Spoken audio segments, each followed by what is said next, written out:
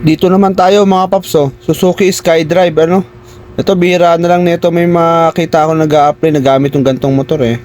Pero tingnan natin si Paps kung paano niya ipapasa tong training skills o ano, skills assessment ni Angkas, ano. Tara, panoorin natin siya, ano.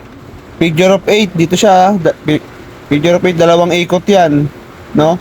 Since konti yung applicant, kaya dalawang ikot yan. Pero pagka marami, ginagawang isa yan.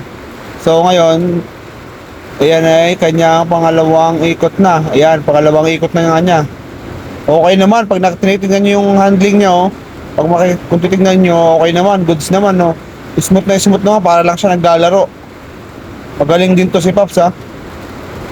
Ayan. Okay. Very good. Okay, prepare sa number 1. Number 1, ganyan ang number 1 mga Pops, galing ka sa kaliwa pa kanan. Okay, number 2. Okay, number 2, galing ka sa kanan pa kaliwa. Ayan. Number 3, galing ka sa kaliwa pa kanan din. Yan. Okay, kanan pa kaliwa naman. Number 4, sabay exit ka na yan. So ayun mga Pops, no, very good si Pops. Magaling dito si Pops, ha.